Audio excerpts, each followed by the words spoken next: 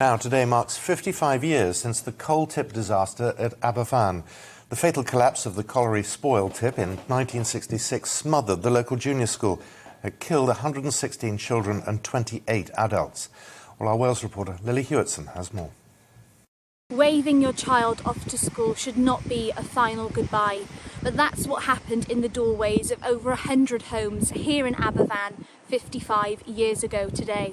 This mining village in South Wales is shrouded in a tragedy that most still struggle to talk about.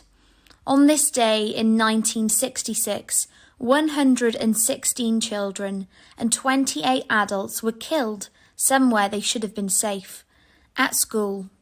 Wales's mining communities are no stranger to tragedy. Life as a miner came with obvious risk, but what happened here in Aberfan didn't originate from inside the mine, it came from the top of the valley itself. Coal tips were known for sliding, but Aberfan's tip number 7 was cause for concern at 34 metres high on wet and porous ground. The National Coal Board repeatedly brushed aside the many complaints. At 7:30 a.m. 55 years ago today, the tip had sunk by 20 feet.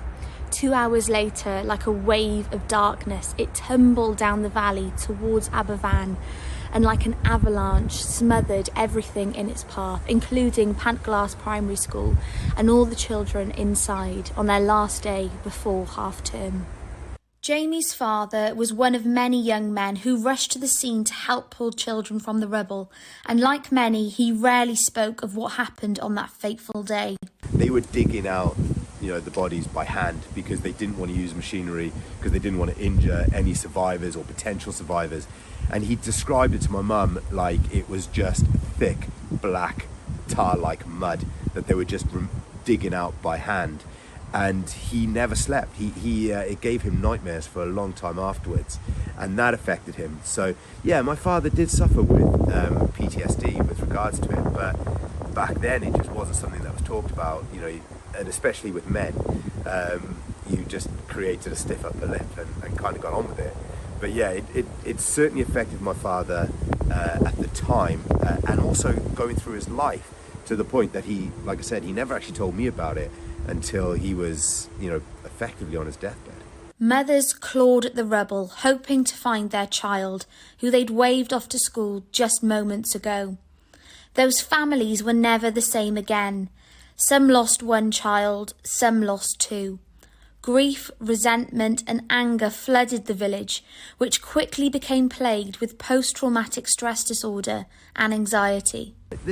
This wasn't just a disaster. This wasn't just another mining disaster. This was the biggest mining disaster in the history of South Wales. To affect this town, Aberfan as a general, that wiped out a whole generation of young people.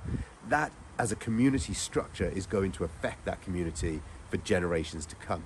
My father lived an hour away in Cwmbran, and it affected him in another community, in another part of the network, in another part of that community structure. And I don't think anybody in South Wales, or in Wales as a whole actually, has not heard of or knows of what happened in 1966.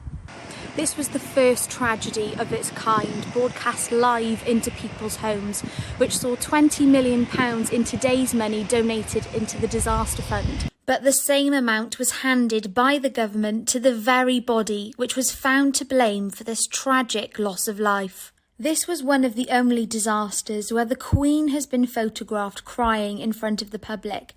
Only a single tear, but she was said to be very moved by what happened here in Aberfan. This tragedy led to the review of coal tipping legislation across the globe, with the majority in South Wales eventually removed.